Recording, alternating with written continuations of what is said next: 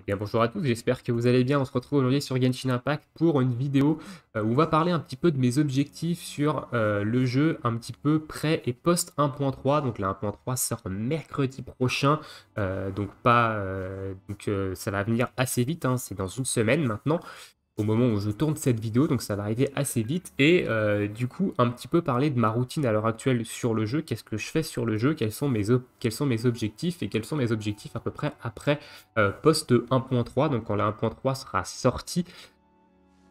Et sur ce, on attaque maintenant. Donc là, on attaque avec la routine. La routine, elle n'est pas compliquée, je pense que tout le monde fait un petit peu la même de base, donc je me connecte, je transforme ma résine en résine condensée, si c'est pas le jour où je vais faire Tartaglia. En termes de World Boss, je ne fais que Tartaglia. Je ne fais pas les autres World Boss. Pourquoi? Parce que je vais récupérer cet item-là, tout simplement, pour monter le skill d'Albedo. Donc notamment le E de Albedo surtout. Donc je fais que Tartaglia en ce moment comme World Boss. Ça me coûte déjà 60 de résine par semaine, c'est déjà beaucoup. Et ensuite derrière, toute la résine que j'ai journalière, je fais 4 résines condensées, donc 3 résines condensées, j'utilise les 3, ensuite je vais refaire une résine condensée que je vais utiliser.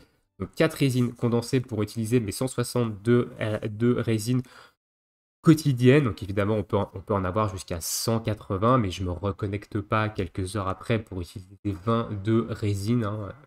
Voilà, donc j'utilise 160 résines quotidiennes. Donc je fais mes quêtes quotidiennes, je relance mes expéditions. Et derrière, je vais consommer mes résines condensées. En ce moment, je les consomme principalement dans ce donjon-là, donc au-dessus des nuages, pour farmer du météore inversé, notamment pour finir de stuffer ma fichule. Vous avez dû le voir dans ma vidéo où je vous présente un petit peu ma fichule. Elle a deux artefacts qui sont ultra dégueulasses. Donc elle a cette coupe de dégâts physiques qui est en broken set ici, qui est ultra dégueulasse. Et elle a cette couronne en dégâts critiques que je n'arrive pas à dropper en 5 étoiles avec de bonnes substats. Euh, qui est également dégueulasse. Donc voilà, pour finir un petit peu fichole, je farm le donjon régulièrement, c'est quand même assez long, à coup de 4 résines condensées dans le donjon par jour, quand même pas grand chose.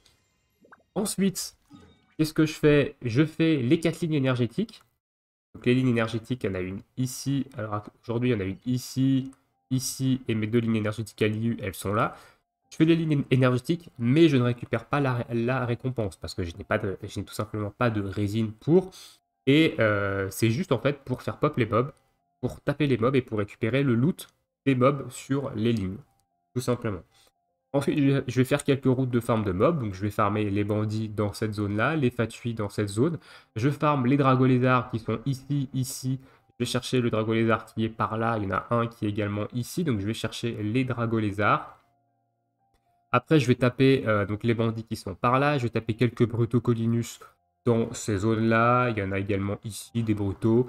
Et je vais chercher le petit tas de blobs qu'il y a ici. Il y a un gros tas de blobs ici. Donc, ça me permet d'aller récupérer des baffes de blobs régulièrement, tous les jours. Et du coup, voilà. Après, je me balade un petit peu sur la carte. Je tape un peu des mobs à droite à gauche. Je flex un peu. Ensuite, je fais des routes de farm de produits. Donc, si j'ai par exemple mes fleurs qui sont disponibles, donc ici il y a les chrysanthèmes, ici et là. Ici on a des Discala, ici on a les Cecilia, ici on a des tombées. Euh, je vais faire un petit peu tout ça. Ensuite, du côté de l'IU, ici on a des piments de Huanyun. Ici on a des piments également de Huanyun, ici, également ici. On a ensuite des matériaux, donc on a les fleurs de soie qu'on peut trouver par là, on a des fleurs de soie qu'on trouve également ici, ainsi que des lys vernis qu'on trouve ici et là.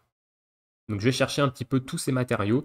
Les fleurs de Kingzing, on a une petite route de farm qui est ici, on a des routes de farm par là et également par là pour les fleurs de Kingzing. Donc voilà, je fais un petit peu tout ça quand elles sont disponibles. Je fais également mes routes de farm de minerais, donc les farms de cristaux, les farms de jade, euh, comment?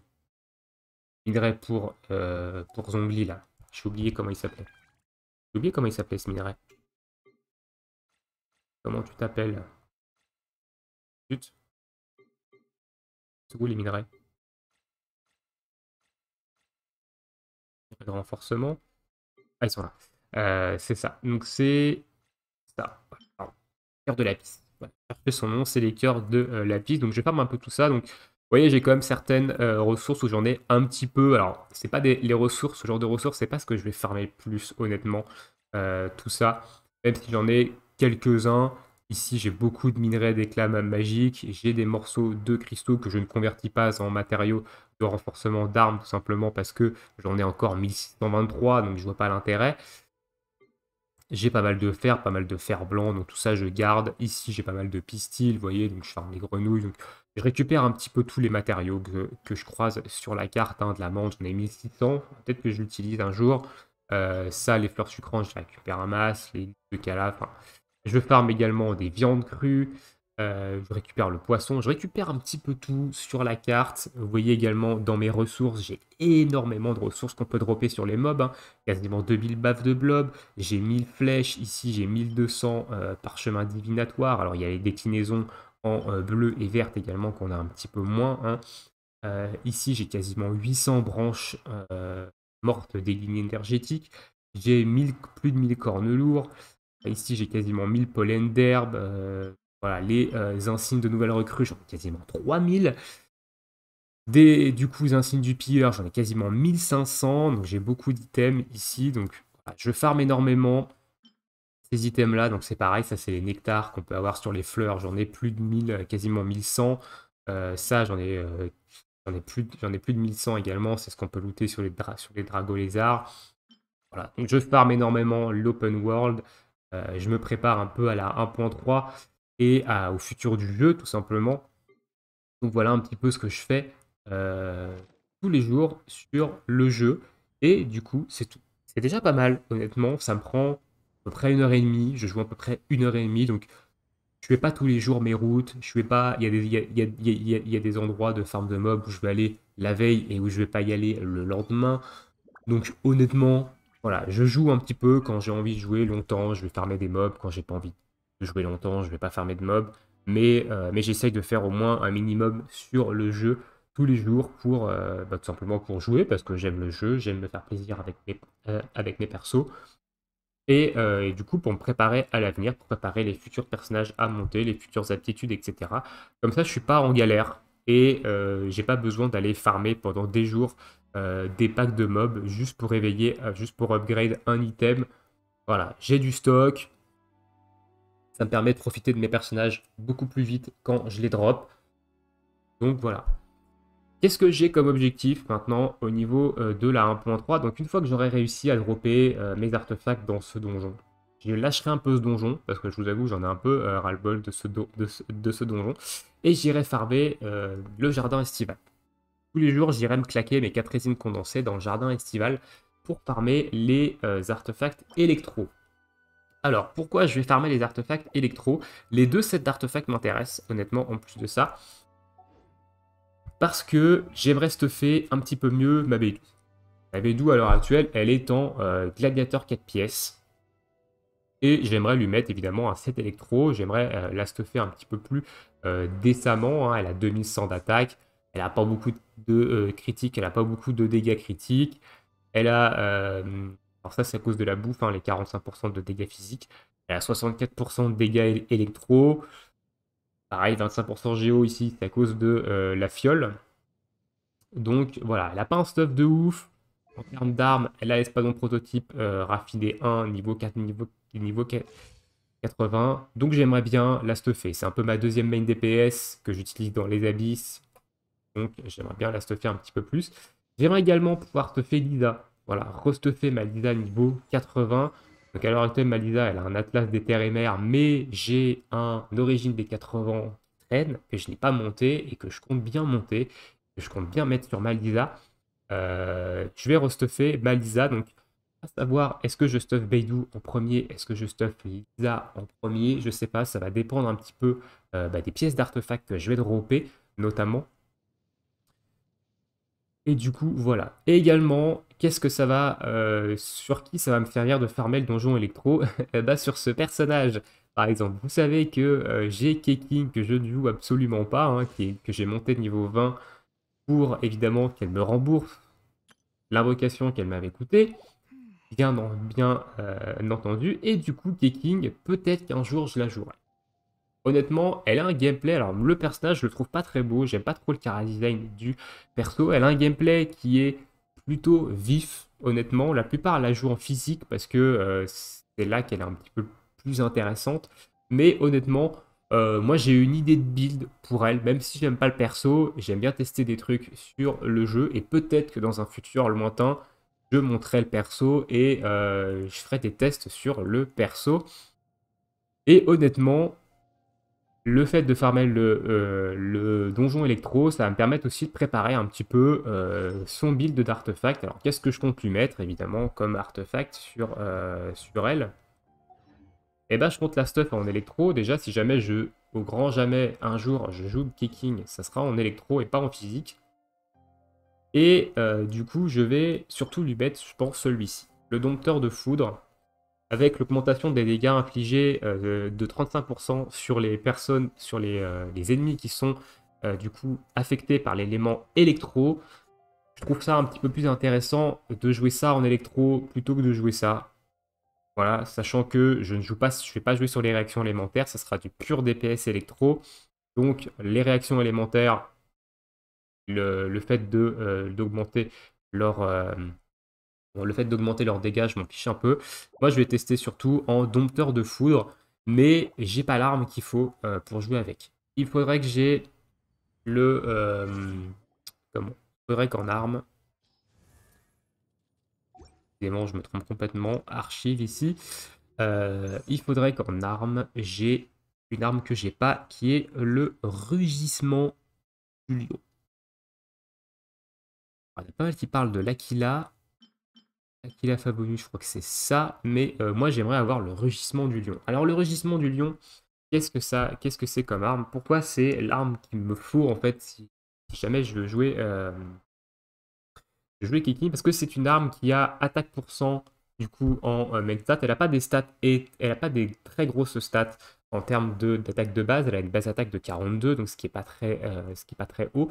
Mais surtout, elle a un passif qui augmente les dégâts infligés aux ennemis affectés par l'état pyro ou électro de X%. Donc le rugissement du lion qui augmente les dégâts sur les cibles affectées par électro, couplé au set du coup d'artefacts qui est ici le dompteur de tonnerre, qui est celui-là, qui va augmenter de 35% les dégâts infligés aux ennemis du coup affectés par électro. Donc déjà avec l'arme, le rugissement du lion raffiné 1 et ce set-là, on a déjà une augmentation de 55% des dégâts sur un ennemi affecté par électro. Je rappelle que Keking, évidemment, elle infuse son arme en électro, hein, avec son ultime, je crois. Si je dis pas de bêtises, non, c'est un passif, pardon. C'est un passif. Elle obtient pendant 5 secondes un enchantement électro lorsqu'une lame de foudre est activée et que Retour des étoiles est lancé à nouveau. Donc avec son E, c'est-à-dire qu'avec son E, elle va obtenir du coup un enchantement foudre sur son arme pendant 5 secondes. Son E, il a 7,5 secondes de temps de recharge, donc on est quasiment permanent en enchantement électro sur l'arme. Et du coup, eh ben, on va appliquer électro régulièrement sur les ennemis. On va faire 55% de dégâts supplémentaires. Tout ça avec une coupe évidemment et dégâts électro. Je pense que ça peut être intéressant. Ça peut faire ces petits dégâts. Donc voilà, à tester dans un futur sûrement lointain, évidemment, parce que Keking, vous savez que c'est un personnage que j'aime pas trop. Mais comme je suis quelqu'un de curieux, et que ma maman, elle m'a appris à ne pas dire j'aime pas sans avoir goûté, et bah du coup, je garde quand même ce petit test dans un coin, c'est-à-dire Keking en build électro avec le dompteur de foudre, mais il faudrait que je drop le rugissement du lion. Alors peut-être que dans mes prochaines invocations, je dropperai cette arme, mais pour l'instant, c'est pas le cas.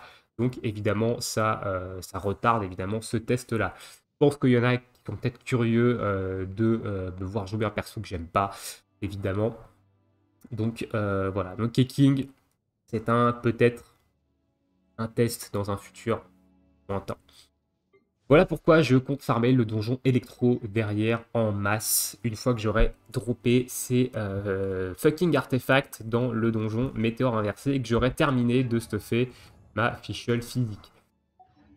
Écoutez, sur ce, on va s'arrêter là pour cette petite vidéo blabla un petit peu sur Genshin Impact. Donc, en termes d'objectifs post 1.3, mis à part farmer le donjon électro, j'en ai pas. Évidemment, faire le contenu de la 1.3. Les portails de la 1.3 ne m'intéressent pas. Xiao ne m'intéresse pas. Kiki ne m'intéresse pas, étant donné que je l'ai déjà. Donc, on n'invoquera pas. Il n'y aura pas de grosse vidéo invocation en 1.3. Et du coup, il y aura sûrement des invocations parce qu'on va invoquer les pierres de la fatalité, les trucs qui nous sont donnés dans la boutique qui vont reset. On ira invoquer ces pierres-là pour monter la pity. Peut-être qu'on droppera des trucs de ouf, peut-être qu'on droppera rien. De toute façon, c'est pas grave. J'ai pas mal de persos à monter, donc je vais pas me focaliser maintenant sur l'invocation d'un personnage. Sur ce, je vous souhaite à tous une très bonne journée, une très bonne soirée, bon jeu, et à bientôt pour de prochaines vidéos. Ciao ciao tout le monde!